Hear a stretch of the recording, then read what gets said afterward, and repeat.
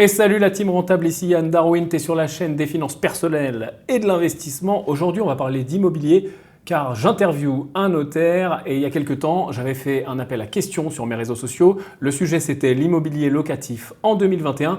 J'ai sélectionné une dizaine de questions. On va les poser au notaire tout de suite. C'est parti.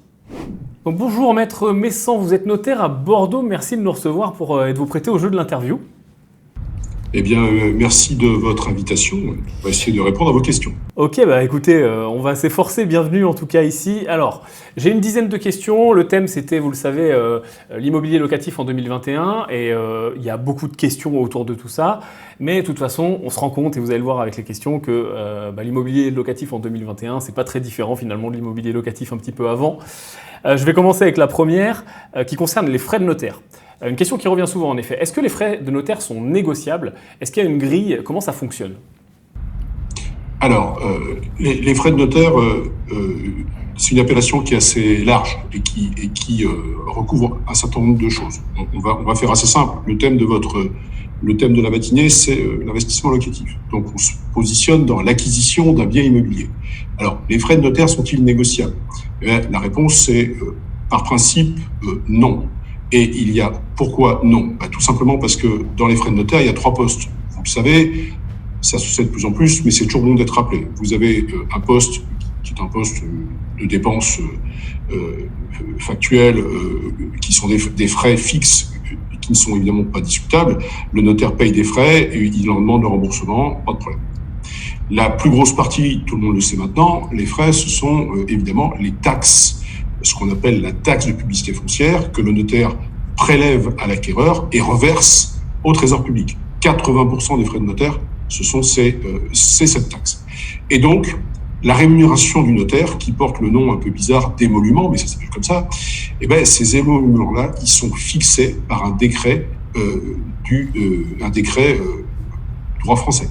Donc, le décret étant ce qu'il est, et le tarif étant fixé, les émoluments du notaire ne sont pas négociables. Il y a un apport autour de ça, un apport de la loi croissance qui fait que lorsque la transaction est supérieure à 150 000 euros, donc le prix de vente de l'appartement ou de la maison est supérieur à 150 000 euros, le notaire peut appliquer une remise de 10% de sa rémunération. Mais attention, c'est pas du coup par coup, c'est pas, si j'ose m'exprimer ainsi, à la tête du client. Ça doit être affiché par le notaire, affiché dans ses bureaux, affiché sur son site internet, qu'il pratique ou non la remise de 10%. Elle n'est pas obligatoire et c'est le notaire qui décide dans sa politique de appliquer cette remise ou pas. Donc le principe est très simple, les honoraires, la rémunération du notaire, les frais d'acte ne sont pas négociables, à l'exception de cette remise de 10%. Lorsque le prix est supérieur à 150 000 euros. D'accord. Et pardonnez-moi de vous couper. Est-ce que cette remise, du coup, doit être faite à tous les clients ou est-ce qu'elle peut être faite au cas par cas? Alors non, vous avez parfaitement raison. Cette remise, elle doit être appliquée à tous les clients. Donc c'est une politique générale de l'étude qui doit être affichée au vu et au su de tout le monde en disant, chez moi, je pratique la remise de 10% au-delà de 150 000 euros. Donc c'est pas, imaginons que vous avez quelqu'un qui nous regarde et qui dit, moi je vais aller voir le notaire et je vais lui demander d'appliquer la remise de 10%. Soit le notaire l'a fait de façon tout à fait générale et la remise, elle sera valable pour tous les acquéreurs, soit c'est pas le cas et c'est pas parce que la personne qui nous regarde arrive et dit, faites-moi la remise, que le notaire dira, je suis d'accord. Non, c'est une remise. Là, cette décision de remise, c'est une décision politique de l'étude dans laquelle se trouve le notaire qui va appliquer la remise pour tout le monde ou pour personne. Très bien. Donc on comprend bien qu'en effet, c'est un petit peu compliqué de négocier pour nous investisseurs. Et de toute façon, je pense que tous les gens qui nous regardent le savent, il y a bien plus de choses à négocier ailleurs, notamment le prix, notamment les divers frais avec les agences éventuellement, que ces frais de mutation. D'ailleurs, appelons-les, encore une fois, assénons-le aux gens. Les frais de notaire sont en réalité des frais de mutation, puisque comme d'habitude, celui qui prend la part du lion, c'est plutôt l'État et pas le notaire. Donc le terme frais de notaire est un petit peu, en effet, faux. Allez, si vous le voulez bien, on continue. Deuxième question, est-ce que vous avez des conseils à avoir quand on est chez le notaire? Et en particulier, la personne qui nous pose la question, c'est un jeune investisseur, voire même un étudiant. Alors, déjà, on va saluer sa démarche. Parce que le jeune investisseur et l'étudiant qui a pris la peine de venir chez un notaire pour avoir des conseils, il est sur le bon chemin. Un investissement immobilier locatif, c'est pour moi un excellent investissement. Je suis évidemment pas très bien placé pour dire le contraire, mais en plus c'est une vraie conviction. Quand vous regardez le parcours de la rentabilité d'investissement locatif et tous les intérêts que ça procure, l'investissement immobilier, c'est quand même une valeur d'une extrême qualité. Mais c'est pas si simple. Vous êtes suffisamment aguerri à la matière, c'est un parcours un peu compliqué, qui est semé d'embûches, et effectivement, pour commencer, il faut se poser les bonnes questions, et ça coûte pas grand-chose, et la plupart du temps, ça coûte rien, d'aller voir le notaire avec qui on va suivre cette opération, et de commencer à aller le voir.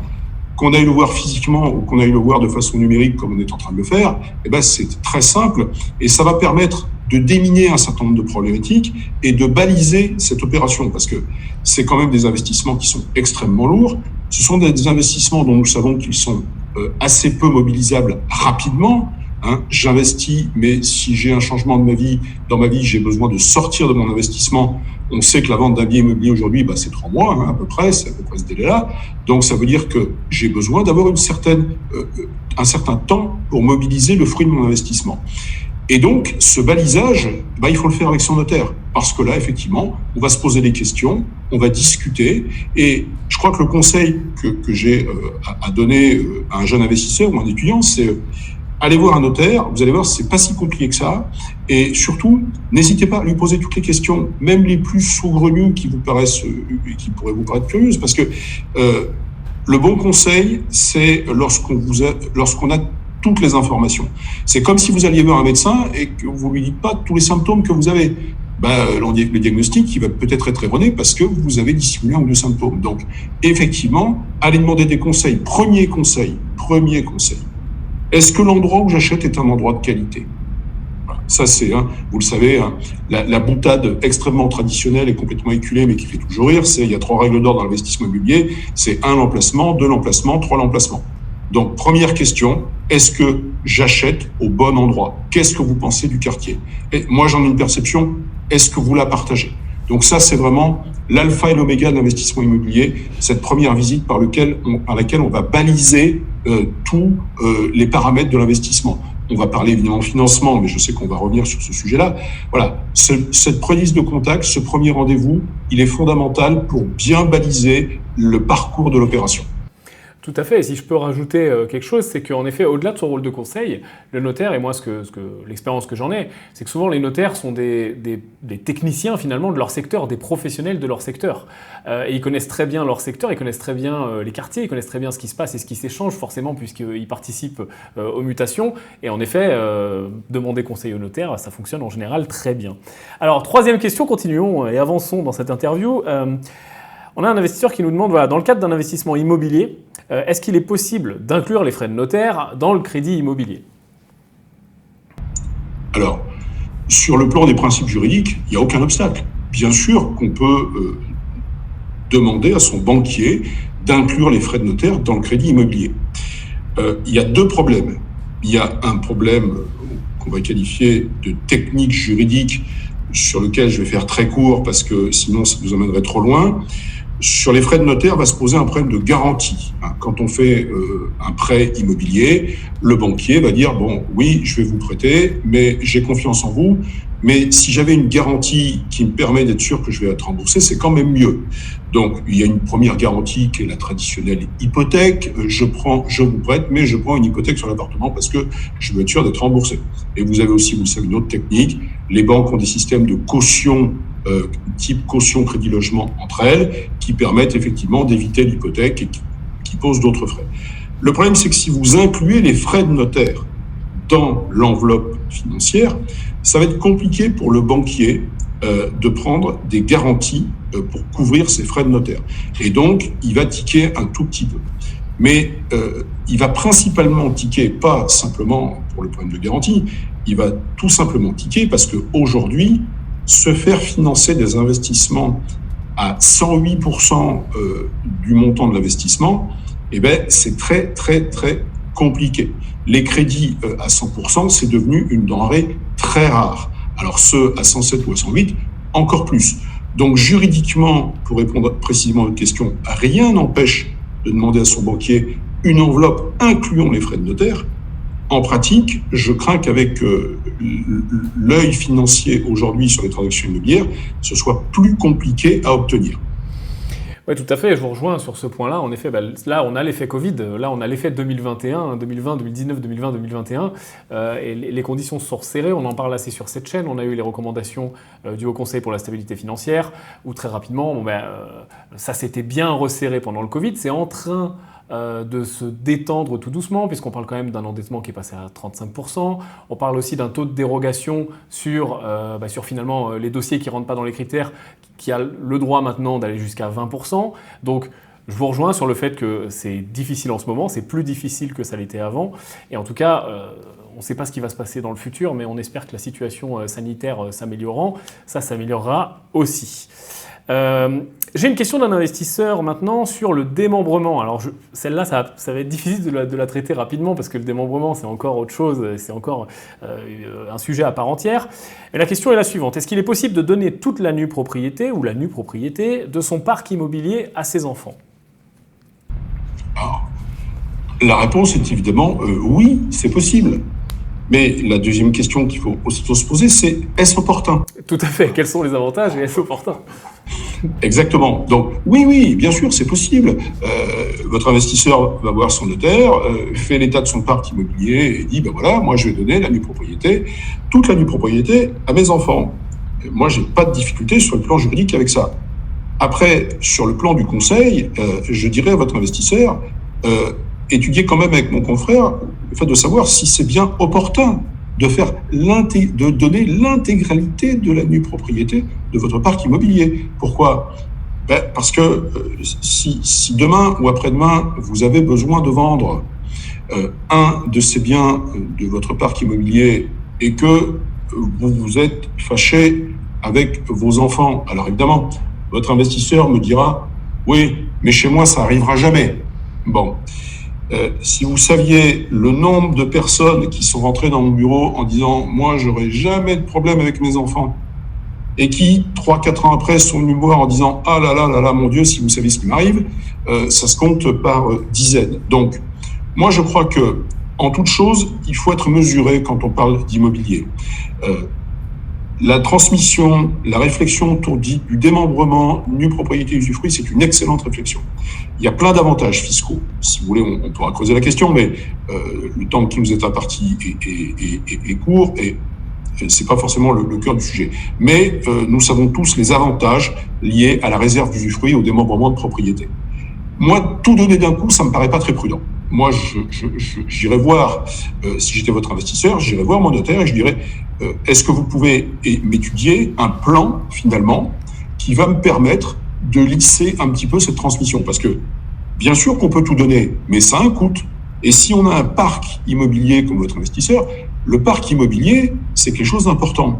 Et si vous avez 2 ou 3 enfants, vous savez que vous ne pouvez leur transmettre que 100 000 € à chacun tous les 15 ans, avant de payer des droits, on va dire, de mutation. C'est-à-dire que si je donne un parc immobilier qui représente en nue propriété 1 million d'euros et que j'ai 2 enfants, ça veut dire que j'ai grosso modo 200 000 € d'exonération si je suis seul donateur et que j'ai 2 enfants.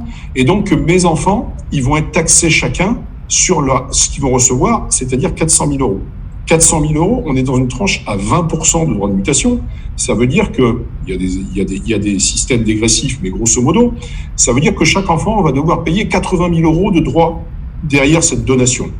Donc, ça veut dire que le coût de l'acte, c'est 160 000 € juste en droits de mutation. Est-ce que votre investisseur, il est prêt à faire un chèque de 160 000 € au Trésor public ? Est-ce qu'il a les liquidités pour le faire ?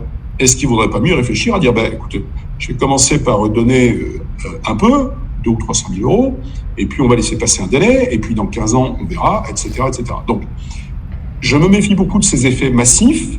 Je crois qu'aujourd'hui, on peut avoir des stratégies plus fines pour essayer de lisser un petit peu cet effet fiscal qui est quand même, pardonnez-moi, mais qui est quand même violent, quoi. Donc, voilà, attention à ces effets massifs. Il y a toujours des conséquences derrière qui peuvent être lourdes. Je vous rejoins tout à fait, et on est dans les mêmes finalement réflexions que sur la défiscalisation, où on s'intéresse uniquement à l'effet fiscal et l'effet défiscalisant pour le coup, et on en oublie tout le reste, et là, dans le cas d'une donation, par exemple, avec réserve d'usufruit, la liquidité que ça va nous demander, et l'opportunité sur son cash, finalement, pour payer ses impôts. Donc, en effet, Je vous interromps une seconde, mais ce que vous venez de dire est très, très important. Oui. Et ça, c'est très important, et j'insiste. Vous avez évoqué la défiscalisation, et l'effet, effectivement, focus sur la fiscalité. Mais je ne peux que abonder à ce que vous avez dit, et à la limite, si on est deux à enfoncer le flou, il sera mieux enfoncé. Tout à fait. La défiscalisation, n'oublions jamais, et que vos clients n'oublient jamais, que c'est d'abord et avant tout un investissement immobilier.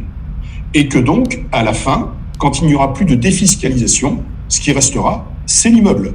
Et si on a fait un investissement défiscalisé, on n'a pas été très regardant sur la qualité du bien immobilier, on peut se retrouver dans des situations où finalement, la perte, n'hésitons pas à parler de perte parfois en cas de revente, va faire que tout le bénéfice fiscal va être avalé par l'effet perte en cas de revente. Donc il faut être extrêmement sélectif sur la qualité des biens qu'on achète, quand bien même le bien soit défiscalisé. Moi, j'essaie d'expliquer à mes clients que la défiscalisation, c'est, si j'ose dire, la cerise sur le gâteau. Exactement. Et la question que je leur pose, c'est, s'il n'y avait pas la fiscalité, vous l'auriez faite, l'opération ? Et il y en a qui me disent, ah bah non. Je dis, non, alors passez votre chemin, vous n'êtes pas sur le bon produit. Si vous me dites, oui, j'aurais acheté de toute façon, ok, on y va. Mais ça, effectivement, j'insiste un peu derrière vous parce que c'est quelque chose qui est absolument fondamental. Tout à fait, on est d'accord là-dessus et on salue les milliers d'investisseurs, notamment Pinel, parce que c'est peut-être le dispositif le plus connu et celui qui a fait peut-être le plus de victimes, entre guillemets, sur les gens qui ont regardé uniquement l'avantage fiscal sans regarder la qualité du bien. Quand on investit dans l'immobilier, on regarde d'abord la partie immobilier. Passons sur la question suivante. Alors, c'est une question qui revient souvent. Alors là, c'est un cas particulier puisque c'est quelqu'un qui nous dit qu'il a hérité d'un bien, mais on a la question générale qui revient toujours, c'est voilà, j'ai un bien, je veux le mettre dans une SCI, donc là la question c'est j'ai hérité d'un bien, je veux le mettre dans une SCI, est-ce que c'est possible? Comment ça se passe? Alors, évidemment c'est possible. Donc il faut aller voir là aussi son notaire, et donc votre question c'est je veux mettre un bien dont je vais hériter en SCI. On va supposer que l'héritage c'est déjà produit, c'est-à-dire que la personne qui vous pose la question est déjà, tout à fait, est déjà propriétaire. Donc, il faut aller voir son notaire et il faut rédiger des statuts de SCI. La spécificité par rapport à des statuts, on va dire, classiques, c'est que ces statuts vont devoir inclure ce qu'on appelle un apport immobilier. C'est-à-dire que je vais prendre le bien dont je suis propriétaire et je vais le mettre dans la société civile immobilière. Ça s'appelle techniquement un apport en nature. Ça veut dire que je constitue le capital de la société en apportant le bien immobilier. C'est tout à fait possible et c'est quelque chose qui est très intéressant. Pourquoi? Parce que la SCI, on va pas se mentir, c'est pas forcément un outil de détention exceptionnel. C'est-à-dire que vous avez deux types de SCI. Vous avez à la limite vous et moi, on souhaite faire une opération ensemble et on veut acheter un bien et on va constituer, vous et moi, une société civile immobilière parce qu'on n'a pas de lien juridique et on a envie d'en faire un. Et bien évidemment, c'est une société civile immobilière. Ça, c'est une vraie société civile immobilière. On est deux associés et on fonctionne avec des règles de majorité, etc. Mais souvent, les SCI qu'on connaisse, c'est pas ça. Ce sont des SCI familiales. Les parents, les enfants, on va faire une SCI pour être propriétaire d'un bien. Et évidemment, les règles ne sont pas les mêmes. Donc la SCI en matière de détention, ça ne va pas vous apporter grand-chose quand vous n'êtes pas deux véritables associés. Par contre, c'est un extraordinaire outil de transmission SCI. Pourquoi? Parce que, si on prend le cas de l'investisseur qui vous a posé la question précédente, il veut donner la toute propriété de son parc à ses enfants. Super, très bonne idée, fiscalement très intéressant. Sauf que, comme on l'a dit, à partir du moment où j'ai donné, je n'ai plus la totale liberté sur le bien que j'ai donné. Parce qu'en donnant un bien, même la nue propriété à mes enfants, j'ai fait d'eux, avec moi, des propriétaires. Alors, on n'est pas propriétaire de la même chose. Moi, je suis propriétaire de l'usufruit. Eux, ils sont propriétaires de la nue propriété. Mais pour vendre le bien, nous sommes devenus, moi et mon fils, deux propriétaires. Et donc, pour signer le mandat de vente, pour signer la promesse de vente, pour signer l'acte de vente, nous serons deux signataires. Et si je me suis fâché avec mon fils et qu'il ne veut plus signer, eh bien, je suis coincé. Alors, qu'est-ce que ça m'apporte la SCI par rapport à ça? Eh bien, la SCI m'apporte le fait que dans les statuts de la société, je vais pouvoir, à travers des clauses adaptées, me réserver le droit de vote à l'Assemblée générale. Je vais juste dire dans les statuts que si j'ai besoin de convoquer une Assemblée générale pour décider de la vente du bien, celui qui détient le droit de vote, c'est l'usufruitier. Autrement dit, j'ai besoin de vendre, je convoque l'Assemblée générale et à la résolution numéro 1, vente du bien immobilier situé à, celui qui vote, c'est l'usufruitier. Autrement dit, grâce à la SCI et à la donation des parts sociales que je peux faire derrière, je vais me réserver le pouvoir sur le bien, alors même que j'aurais transmis la valeur économique du bien à mes enfants. Ça, il n'y a que la SCI qui peut me donner ça. Donc autant c'est pas un outil extraordinaire en termes de détention, autant en matière de transmission, ça me permet de concilier l'avantage de la donation avec réserve d'usufruit dont on parlait tout à l'heure, je donne les parts de la société, avec le pouvoir sur le bien, si j'ai besoin de vendre mon bien, parce que la vie a changé, etc., parce qu'il y a des choses, eh bien je suis seul décisionnaire. Et donc c'est un outil extraordinaire de transmission patrimoniale. Il ne faut pas hésiter à aller consulter vos notaires tous pour échanger avec eux sur ce sujet-là. Tout à fait. Et au-delà de ça, vous parlez de l'importance des statuts et je ne peux aussi qu'aller dans votre sens. C'est-à-dire que l'importance des statuts et l'importance de ne pas prendre les premiers statuts qui passent, qu'on trouve sur Internet parce qu'on se dit « oh, ça suffira, ça coûte moins cher et puis c'est pas compliqué de faire une société, il y a des statuts types ». Le problème, c'est que des statuts mal rédigés sont bloquants. Et en SCI d'ailleurs, ou dans n'importe quelle société commerciale, ou dans le cas d'une SARL de famille, peu importe la formation de la société, peu importe sa forme, des statuts mal rédigés peuvent être bloquants. Donc n'hésitez pas, pour tous les gens qui nous regardent, vraiment à faire appel à des professionnels, dont les notaires qui sont bien placés pour faire ça, pour rédiger vos statuts, c'est vraiment important. Le point suivant, la question suivante, ça va être comment se déroule, et puis ça tombe bien puisque là on est en interview à distance via Zoom, comment se déroule la signature électronique pour les compromis, les actes authentiques, etc. Et notamment avec la période qu'on a connue du coronavirus et puis peut-être même après. Est-ce qu'il est possible de signer à distance et comment ça marche ? Alors, vous avez plusieurs possibilités pour signer à distance et ça dépend de la nature de l'acte, comme vous l'avez très justement rappelé. Le premier sujet, la plupart des gens connaissent maintenant, sont familiarisés avec des procédés de signature à distance sur des documents usuels, que ce soit avec des logiciels comme YouSign ou DocuSign. Vous recevez des documents, vous avez des systèmes cryptés, vous avez des systèmes de vérification d'identité sur votre smartphone, sur des choses comme ça. Ça fonctionne très bien. Comment ça fonctionne chez nous, les signatures à distance? Alors, d'abord, vous avez aujourd'hui deux possibilités qui sont différentes. Vous avez ce qu'on appelle l'acte à distance. C'est quoi l'acte à distance? Alors, ça marche aussi bien pour les promesses de vente authentiques que pour les actes de vente authentiques ou tout acte authentique, de toute façon, que vous pouvez signer chez votre notaire aujourd'hui. Vous pouvez signer des actes à distance. Il suffit pour ça que les notaires soient équipés des systèmes numériques. Et aujourd'hui, on est sur des taux qui montent à une vitesse folle. On est à plus de 75% des études de France équipés avec des processus d'actes signables à distance. Comment ça marche? On a la vente d'un bien, prenons la vente d'un bien immobilier, mais ça s'applique pour d'autres choses. On a un bien immobilier, le bien immobilier est à Paris, le vendeur est à Paris, l'acquéreur est à Bordeaux. La période que nous venons de traverser, qui n'est malheureusement pas terminée, nous a conduit à réduire nos déplacements et tout ça. Donc, il faut le savoir qu'aujourd'hui, il est tout à fait possible d'aller chez son notaire. Chaque client va chez son notaire. Le vendeur va chez son notaire à Paris. L'acquéreur va chez son notaire à Bordeaux. Et les deux notaires connectent leur logiciel de signature. Et il y en a un, évidemment, qui tient l'acte lui-même, mais comme c'était pour le cas l'acte papier. Et finalement, avec nos systèmes à distance, eh bien, le vendeur va signer sur la tablette numérique de son notaire à Paris. L'acquéreur va signer sur la tablette numérique de son notaire à Bordeaux. Et les deux notaires vont connecter leur dossier et signer à distance. Donc ça, c'est un système qui maintenant fonctionne parfaitement. Et on a une montée en puissance considérable de ces systèmes d'actes. Mais la période que nous venons de traverser nous a amené à franchir une étape supplémentaire, qui est ce que nous appelons la comparution. à distance. C'est-à-dire que vous êtes... la question s'est posée principalement, mais pas que, mais au début principalement, pour les Français qui vivaient à l'étranger. Une réforme a supprimé le rôle de notaire des consuls. Donc, les représentations consulaires, chez qui on envoyait les Français de l'étranger pour signer des actes authentiques, ont vu leurs pouvoirs notariaux disparaître.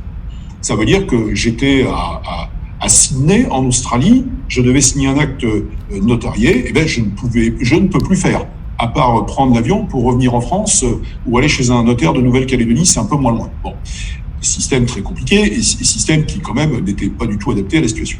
Donc, la première période de confinement, celle d'il y a un an, a fait prendre conscience très rapidement de la problématique au pouvoir public, et il a été sorti la première version du décret dit de comparution à distance, qui fait que, à travers un certain nombre de paramètres aujourd'hui, je suis capable de tenir le rendez-vous par visioconférence avec vous, de vous lire l'acte que vous verrez sur votre ordinateur ou votre smartphone, et à un moment donné, de vous demander d'exprimer votre consentement, ce que vous allez faire, et je vais vous envoyer ensuite une attestation expliquant que nous avons bien tenu la réunion ensemble, qu'on a passé 1 heure et demie à parler de l'acte, et toujours de manière dématérialisée, à travers les logiciels notariaux et à travers les systèmes, parce qu'il y a malheureusement sur ce sujet peu de prestataires agréés, donc le notariat, on a un seul prestataire aujourd'hui qui respecte tous les prérequis imposés par l'Agence nationale de sécurité des systèmes d'information, l'acronyme ANSSI, qui supervise effectivement que tout ça ne soit pas manipulé et fraudé par des hackers ou que sais-je. Eh bien, je suis capable de recueillir votre consentement et de signer l'acte en indiquant dans l'acte que nous avons tenu le rendez-vous à distance, exactement comme on serait en train de le faire en ce moment. C'est-à-dire qu'on peut très bien le faire, on passerait pas par Zoom, parce que Zoom n'est pas agréé, on passerait par un logiciel qui s'appelle LifeSize, qui lui est agréé par l'ANSSI, mais c'est exactement le même process. Et à la fin de notre discussion, eh bien, je vous dirai, eh bien voilà, donc on a lu l'acte, donc est-ce que vous êtes bien d'accord pour que cet acte, je recueille votre consentement et je signe l'acte? Et oui, donc le système fonctionne. Il est aujourd'hui limité à une catégorie d'actes, qui sont les procurations, pour l'instant. Voilà, la chancellerie, sagement, a quand même conscience du fait qu'on est dans des process qui sont, j'allais dire, expérimentaux. On a un peu dépassé l'expérimentation, mais on est quand même dans une révolution, hein. Et donc, la révolution, il faut la faire de façon, pour l'instant, mesurée. Donc, le système fonctionne très bien. Les actes qui sont signés sont quand même relativement nombreux, mais pour l'instant limité aux procurations. On se doute bien que c'est une première étape avant d'autres actes. Mais voilà, ça c'est vraiment ce que nous a apporté, si tant est que ça nous a apporté quelque chose. Mais l'époque que nous venons de vivre, c'est la considérable accélération de la dématérialisation des processus de signature. Donc ça, c'est quelque chose dont il faut avoir conscience. Oui, il y a toujours du positif dans le négatif. Et en effet, la procuration permettant elle-même de signer un acte d'achat immobilier, par exemple. Absolument. Donc, faut dire qu'on a réussi, et on avait traité, je me rappelle très bien, le décret à l'époque sur cette chaîne quand il est sorti, où c'était le confinement qui a forcé un petit peu la main au pouvoir public de permettre de faire ça. Donc il y a eu du positif dans le négatif. Bon, question suivante. Alors, bon, très débutant, mais on a aussi beaucoup de débutants dans la communauté. Est-ce que les travaux nécessaires à l'entretien d'un bien locatif peuvent être déduits des impôts ? Alors, oui, évidemment, et ça fait partie des choses aussi qui sont intéressantes. C'est la capacité, effectivement, lorsque vous avez un bien immobilier en location, vous encaissez un loyer, mais de ce loyer, vous pouvez déduire donc ce qu'on appelle dans le jargon fiscal un revenu foncier. Hein, et de ces revenus fonciers, vous pouvez déduire un certain nombre de choses. Vous pouvez déduire les intérêts d'emprunt que vous avez contractés pour acheter votre bien. Vous pouvez déduire la taxe foncière. Vous pouvez déduire un certain nombre de forfaits si le bien est en gestion. Et vous pouvez évidemment déduire les travaux. Attention, les travaux déductibles sont des travaux qui ont fait l'objet de factures par les entreprises. Et donc, j'encourage vivement votre communauté à conserver de façon précise ces dossiers, parce que ils peuvent être questionnés sur la qualité des travaux qui sont faits. J'ajoute que, étant donné la marche en avant vers la rénovation énergétique des logements, ce sujet va devenir de plus en plus important. Et heureusement, et je crois que à l'heure où les pouvoirs publics cherchent des leviers pour, on va dire, accélérer ce processus de rénovation énergétique, ils ont là une niche importante. S'ils favorisaient, par exemple, une déductibilité de plein de choses, et éventuellement, soyons fous, hein, mais il y a des systèmes de crédit d'impôt qui existent. Là, on a une véritable niche. On sait très bien comment ça fonctionne.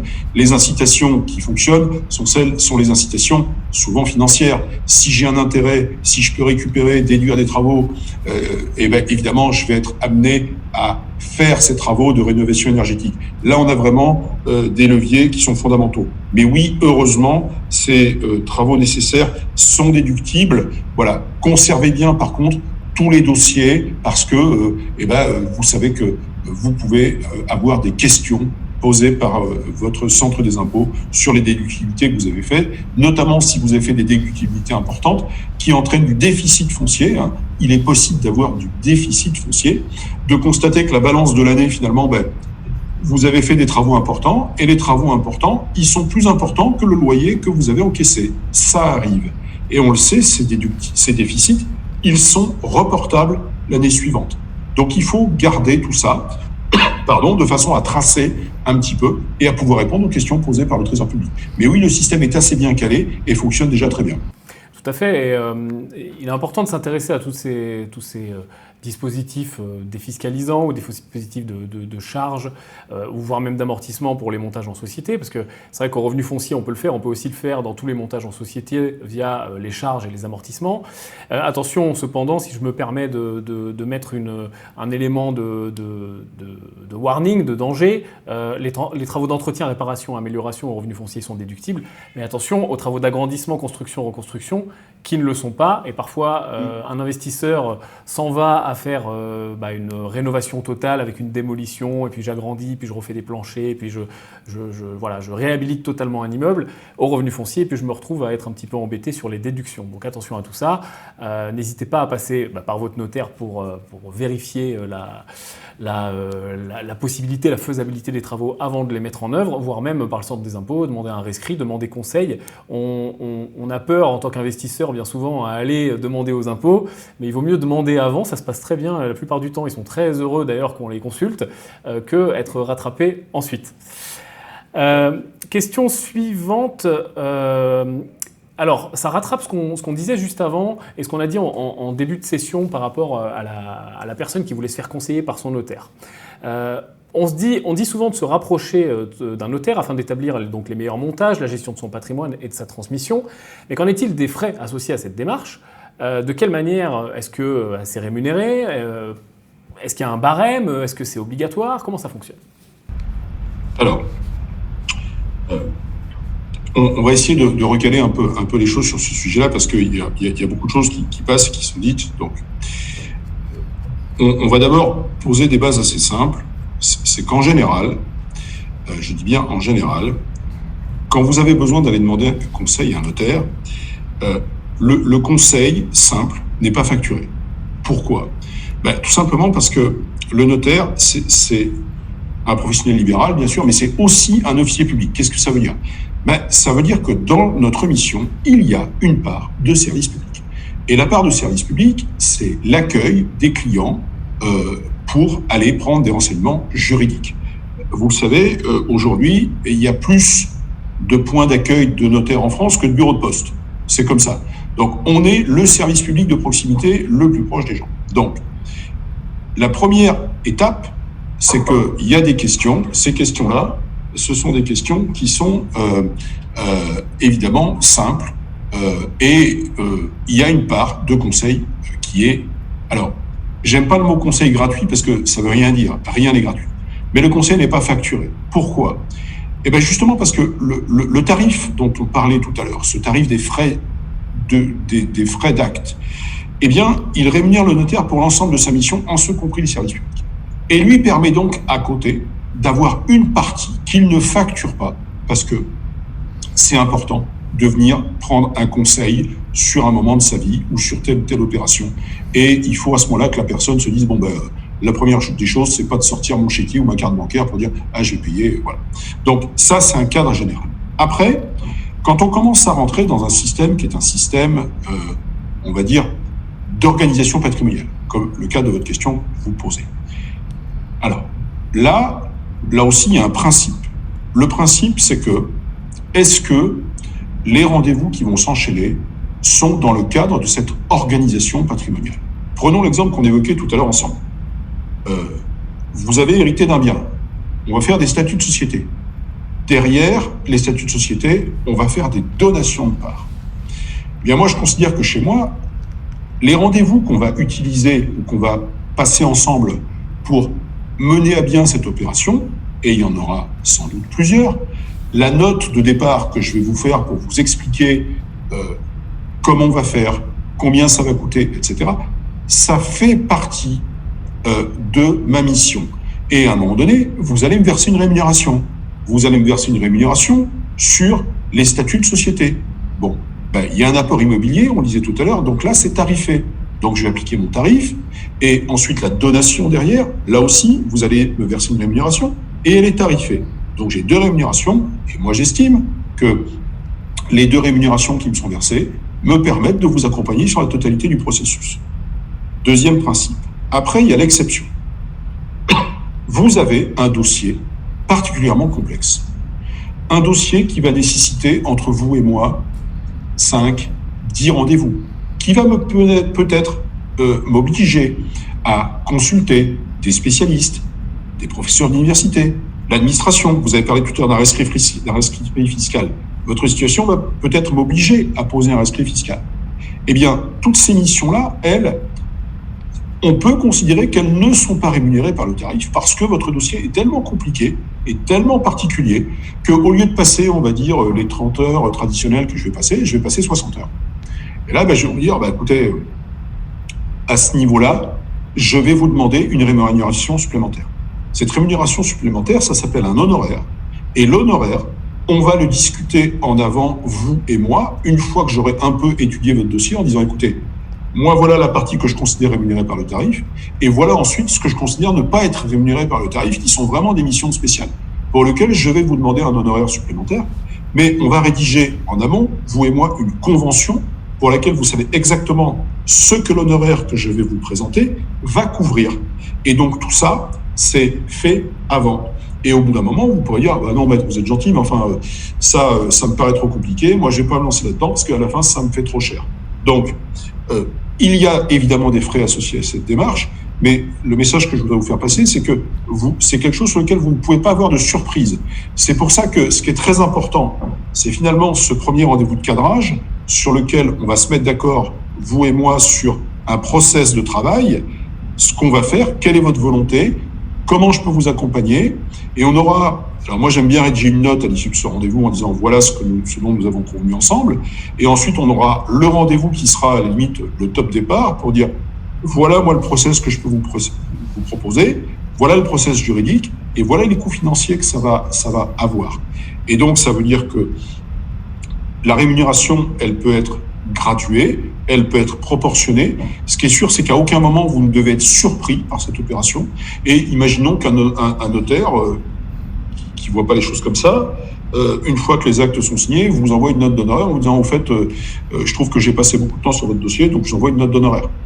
Le problème, c'est que le notaire qui fait ça, il n'a pas le droit de le faire, parce qu'il doit vous avoir sollicité auparavant, et avoir signé avec vous, dès le début, cette convention. Si vous ne l'avez pas, vous êtes en droit de dire, écoutez, maître, je suis un peu surpris de votre demande, il n'a jamais été question de cette note d'honoraire, et aujourd'hui, moi je considère que vous auriez dû me le dire avant, vous ne m'avez pas dit avant, donc c'est quand même très délicat.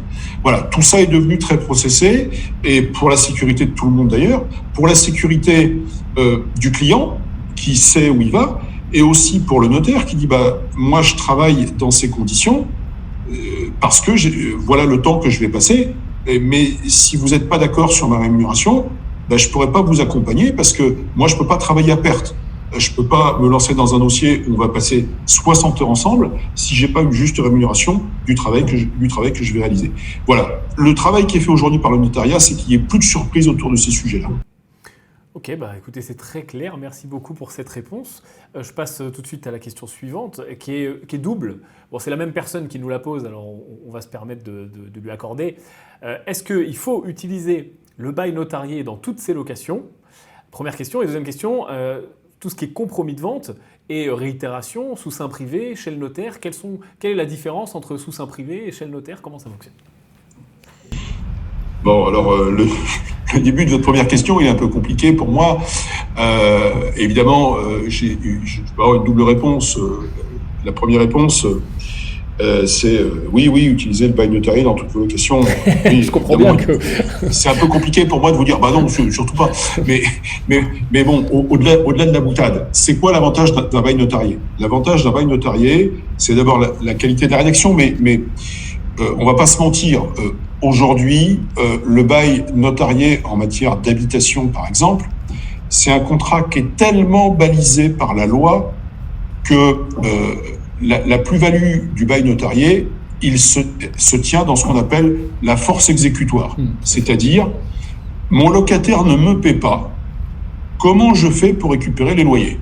Bon, si j'ai un bail sous-seing privé, il va falloir que j'aille voir un avocat pour aller au tribunal, pour que le juge dise oui, c'est vrai, c'est pas bien, il paye pas, donc il faut récupérer les loyers et il faut aller saisir ses comptes. Quand vous avez un bail notarié, le notaire vous a remis ce qu'on appelle une copie exécutoire, qui porte bien son nom, hein, parce que copie exécutoire, c'est pour exécuter. Et exécuter, ça veut dire quoi? Qu'avec votre copie exécutoire, vous allez voir un huissier, et vous dites, voilà, monsieur l'huissier, mon locataire ne me paie pas. Donc, je vous demande, avec le document que m'a remis le notaire, d'aller saisir les comptes bancaires du locataire. Donc ça, c'est le principal intérêt. Il y a pour moi quelque chose qui est très, très important, par contre, c'est en matière de baux commerciaux. Et certains de vos investisseurs peuvent faire des baux commerciaux. Bon. Là, le bail commercial, c'est aussi encadré par la loi, mais là, par contre, il y a plein de sujets à aborder. Vous avez utilement rappelé tout à l'heure que, bien sûr, qu'on va trouver sur le net des statuts de société, des matrices de baux qu'on va avoir pour une somme très modeste. Bon, parfait, très bien. Sauf que c'est comme quand vous allez dans un endroit où ça va aller vite et ça va pas être cher. On peut se poser la question sur la qualité de ce qu'on a. Là, c'est exactement pareil. Un bail commercial, c'est un contrat qui vous engage pour très longtemps. Je rappelle que le propriétaire d'un local commercial, quand il signe un bail, il part pour 9 ans. Et lui, à la fin, ne peut donner congé, dire à son locataire, tu t'en vas, que dans des conditions tout à fait particulières. Et ensuite, s'il veut vraiment pas de son locataire, en lui proposant de l'indemniser sur la valeur de son fonds de commerce. Donc vous imaginez que signer un bail commercial, c'est un acte d'une gravité extrême. Et donc, là aussi, on peut aller sur Internet et trouver des formules pas chères, mais si vous regardez les formules, et si vous n'êtes pas un juriste, vous n'allez pas forcément comprendre tout ce qui est écrit dedans. Et donc, ça veut dire que moi, je ne saurais trop vous conseiller d'aller voir votre notaire pour vous faire expliquer les éléments techniques sur les baux commerciaux, les clauses, les choses trappes, ce qu'il faut éviter, qu'est-ce que vous avez le droit de récupérer sur votre locataire, qu'est-ce que vous n'avez pas le droit de récupérer. Là aussi, les lois ont bougé ces dernières années et on n'a pas le droit, contrairement à ce qu'on peut croire, de tout récupérer sur son locataire. Donc, les baux, le bail d'habitation notarié, c'est mieux si vous voulez être sûr de récupérer vos sous plus vite. Par contre, où vous avez vraiment quelque chose qui est très important, c'est en matière de bail commercial. Là, soyez très prudents. Donc, ça, c'est le premier point. Deuxième point, compromis de vente, sous-seing privé ou chez le notaire. Alors, moi, je crois qu'il faut bien comprendre quelque chose qui est absolument fondamental. C'est quoi le moment le plus important de l'achat immobilier? Eh bien, moi, j'ai la faiblesse de penser que le moment le plus important, aujourd'hui, c'est le moment de la promesse de vente. Pourquoi? Parce que c'est là que toutes les conditions se discutent. Toutes. C'est là où les gens se mettent d'accord sur la chose, sur le prix, je vends quel bien, qu'est-ce que je laisse dans le bien, est-ce que je laisse la cuisine équipée, est-ce que je laisse d'autres choses, est-ce que vous avez des investisseurs chez vous qui vous suivent, qui achètent en meublé. Bon, est-ce qu'on a une liste de mobilier précise avec la typologie des mobiliers, par exemple, vous avez acheté un appartement, vous êtes tombé ébahi par la qualité de la cuisine équipée qu'a mis le propriétaire. Et vous avez une cuisine dernier cri avec de l'électroménager top niveau. Bon, vous faites la liste. vous mettez et vous prenez pas la peine d'écrire la marque de l'électroménager. Pardonnez-moi ces précisions diaboliques, mais on a été confronté à tous les cas de figure. Et vous arrivez le jour de l'acte et quand vous rentrez dans l'appartement, la cuisinière extraordinaire que vous aviez vue, elle n'y est plus. Et à la place, vous avez une cuisinière premier prix achetée chez un fabricant d'électroménager bien connu. Et si vous n'avez pas pris la peine de lister tout ça et de faire tous ces éléments-là, vous mettez un risque. Donc, la promesse de vente, c'est le moment fondamental. Et il y a, à ce niveau-là, vous le savez, de plus en plus de vérifications à faire. Il y a tellement de vérifications à faire au niveau de la promesse de vente que les gens, d'ailleurs, ne comprennent pas comment les notaires mettent autant de temps pour préparer les promesses de vente. Et c'est tout simplement parce qu'aujourd'hui, 70% de la documentation nécessaire à la vente doit être rassemblée à la promesse de vente. Et donc, moi, j'ai besoin, pour signer une promesse de vente, d'avoir un acte de propriété. Si je ne l'ai pas, moi, je ne fais pas de promesse de vente. J'ai besoin de tous les diagnostics techniques. J'ai besoin, si je suis en copropriété, vous le savez, de tous les règlements de copropriété, de tous les modificatifs aux règlements de copropriété, même ceux qui ne concernent pas mon appartement. J'ai besoin de tous les documents financiers des 3 institutions de copropriété, etc., etc. Bref, la masse documentaire dont j'ai besoin à ce moment-là, elle doit être rassemblée, elle doit être étudiée, elle doit être validée, de manière à ce qu'on puisse expliquer aux vendeurs et à l'acquéreur les tenants et les aboutissants de la transaction. J'ai même en général une boutade vis-à-vis des clients qui me disent « Non, mais moi je viens pas à la promesse, c'est pas grave, signez là, il n'y a pas de problème, je viendrai là à l'acte. » Mais quand on arrive à l'acte définitif aujourd'hui, on va dire que, à la limite, si quelqu'un me dit « Vous voulez que je sois là à la promesse ou vous voulez que je sois là à l'acte ?» Dire « Mais venez à la promesse, parce qu'on va avoir des choses à discuter à l'acte. Quand j'arrive à l'acte, tout est réglé.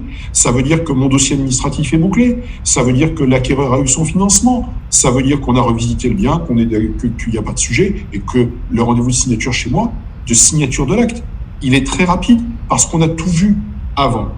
Donc, la promesse de vente, quelle est la forme d'une promesse unilatérale ou quelle est la forme d'une promesse synagmatique, c'est un document qui est le plus important. Et l'importance de l'intervention des professionnels immobiliers, c'est là. Ça ne veut pas dire qu'il y a des agents immobiliers qui font mal leur travail, c'est pas du tout ce que je veux dire. Il y a des agents immobiliers qui rédigent très bien les compromis sont privés, pas de sujet. Mais ce que je veux dire, c'est que il faut que les membres de votre communauté aient conscience de l'importance de ce moment-là. C'est ce moment-là qui est absolument crucial. Et pour moi, la plus-value du notaire, c'est là qu'elle est apportée. Parce que effectivement, on va se poser des questions. Alors, certains agents immobiliers se les posent et c'est très bien, d'autres peut-être un peu moins. Et il faut impérativement avoir l'expertise juridique des notaires à ce moment-là. Ça, pour moi, c'est absolument fondamental. Écoutez, je vais me positionner moi aussi parce que c'est quelque chose qui, en effet, est un gros piège.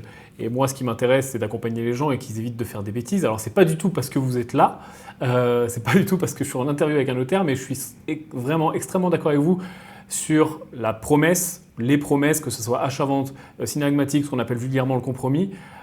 Moi, j'irais jusqu'à dire que chacun son métier et que, pour moi, en tout cas personnellement, si je dois mettre un peu d'eau dans mon vin, je ne signe pas avec un agent immobilier en agence. Il y a trop de possibilités de se planter. Et quand bien même on va me rétorquer, oui, mais parfois il faut aller vite, il faut bloquer le bien, etc. L'agent, il me met la pression. Très bien, on signe, mais on vient annuler cette signature et on vient re-signer chez le notaire. En tout cas, pour moi, c'est extrêmement important, vous l'avez dit, et arriver à la réitération, à la signature définitive, tout est fait et c'est pas là qu'on va se rendre compte d'un truc et qu'on va renégocier. Et sur la partie bail notarié, je vous rejoins également. Sur l'habitation, bon, il apporte des garanties supplémentaires, mais il reste facultatif et puis surtout il a un coût qui est quand même significatif. Donc si on veut enchaîner et faire ça beaucoup, c'est peut-être un petit peu, ça se calcule. Par contre, sur du pro, sur du commercial, c'est clairement obligatoire également de la même façon. Il y a trop de possibilités de se planter, il y a trop de risques pour moi également sur du pro et sur du commercial. Vous voyez, on enfonce pas mal le clou dans cette interview, mais je pense que c'est important, parce que le but c'est aussi que les gens qui nous regardent ne se plantent pas. On n'est pas là, en tout cas les gens qui me suivent le savent, on n'est pas là pour faire... quand on n'est pas d'accord on le dit, mais quand on est d'accord il faut le dire aussi. Non, je vous interromps 30 secondes. Allez-y. Pour aller dans votre sens. Je crois que les gens qui vous regardent, il faut qu'ils aient conscience Ils le savent évidemment, mais il faut le marteler. L'investissement immobilier, c'est un investissement qui est lourd sur le plan économique. C'est un investissement qui est extrêmement intéressant, on en est tous convaincus. Mais c'est un investissement qui, lorsqu'il n'est pas préparé, lorsqu'il n'est pas accompagné et lorsqu'il n'est pas suivi comme il doit être suivi, peut finir par poser problème. J'ai fait un mauvais investissement, ou j'ai un mauvais locataire, ou j'ai mal rédigé les clauses, ou j'ai pas un bon bail.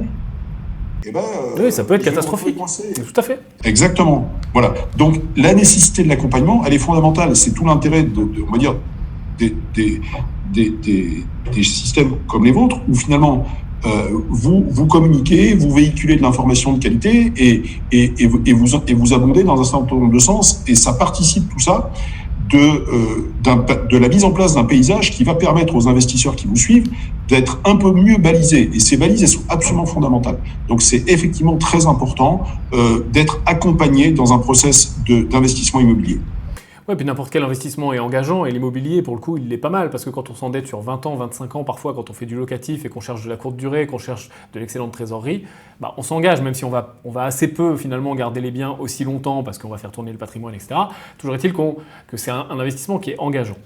La dernière question, on arrive à la fin. Alors celle-là, c'est un petit peu de la taquinerie peut-être. Comment investir dans l'immobilier locatif quand on n'a aucun apport ? Quelle est votre vision là-dessus ? Peut-être qu'on ne va pas être d'accord sur celle-là. Je ne sais pas ce que vous en pensez, mais j'ai un avis un peu mixte dans cette affaire.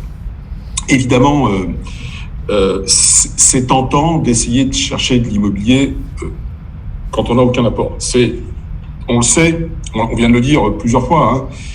La qualité de l'investissement immobilier, son rendu d'investissement, son rapport, les plus-values latentes que ça engage. Enfin voilà, moi je travaille dans une région où l'immobilier a doublé en 10 ans, quoi. Donc voilà, parlons-nous simplement. Donc les gens qui ont acheté un bien immobilier à Bordeaux en 2005 et qui regardent ce qu'ils ont aujourd'hui, voilà, il n'y a aucun placement qui génère une plus-value latente pareille. Donc évidemment, c'est très tentant.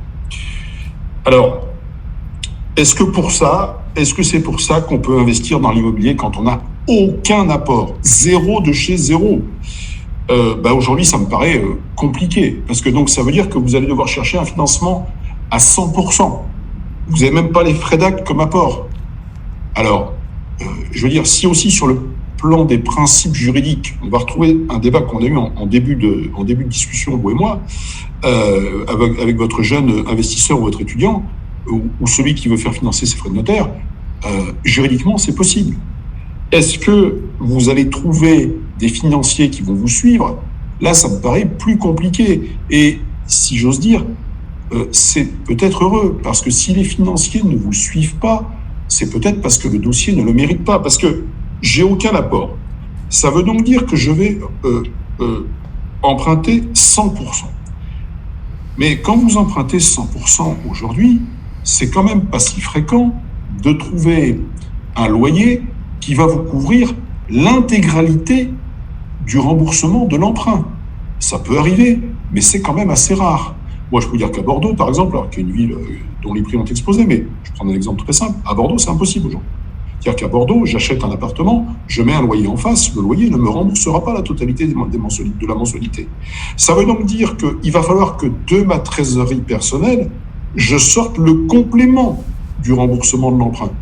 C'est, vous le savez, le cœur du système des dispositifs Pinel et tous les autres. C'est-à-dire que cette défiscalisation fondée sur l'investissement immobilier, vous voyez sur un compte, mais que vous, de votre côté, la somme que vous avez économisée de votre fiscalité, vous allez la verser sur ce compte pour faire le complément de loyer. Bon. Mais je veux dire, tous les mois, il faut pouvoir le faire, ce versement de trésorerie complémentaire. Et si vous n'avez pas d'apport, c'est que votre mode de vie ou vous êtes jeune, vous débutez dans la vie, vos revenus ne sont pas forcément hyper élevés, c'est normal, on a tous commencé avec des salaires un peu compliqués, vous a pas permis de mettre de l'épargne de côté. Et moi, je le sens sincèrement, je le sens un tout petit peu compliqué. Après, ça ne veut pas dire qu'il faut un gros apport, mais si vous n'avez pas du tout d'apport, je suis un peu inquiet sur le côté pérenne de l'investissement que vous allez faire. Voilà, je suis un peu, je grimace un peu. Bon alors, dans le fond, je suis vraiment d'accord avec vous. Je vais donner également ma vision plutôt d'investisseur. C'est vrai que de trouver de l'immobilier qui permet de rembourser la mensualité, c'est difficile. Je ne dirais pas que c'est impossible. Je dirais qu'il y a beaucoup de styles d'investissement. Il y a des gens qui vont faire des investissements très patrimoniaux, d'autres gens qui vont aller en résidence principale, des personnes qui vont chercher de la défisque, et puis des investisseurs qui vont chercher de l'excédent de trésorerie, où en effet, sur des villes très tendues comme Bordeaux, c'est très compliqué. Il y a d'autres secteurs qui le sont peut-être un petit peu plus. Mais sans rentrer dans ce débat-là, le débat de l'apport, qu'on le mette ou qu'on ne le mette pas, moi, je me bats pour qu'on ne le mette pas, puisque forcément, ça permet, toujours pareil, de s'endetter plus, de faire plus de leviers, de faire des optimisations fiscales, etc.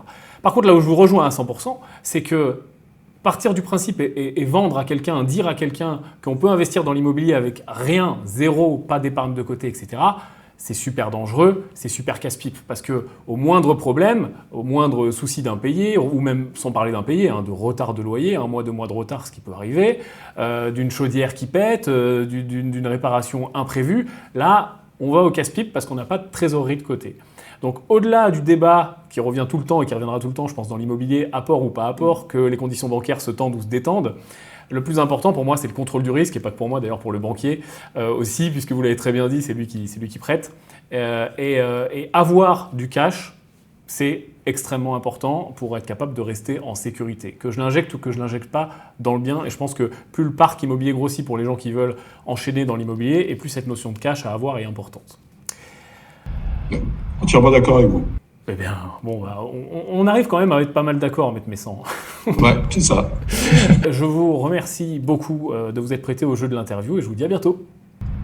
Écoutez, merci de ce moment passé ensemble et écoutez, à très bientôt.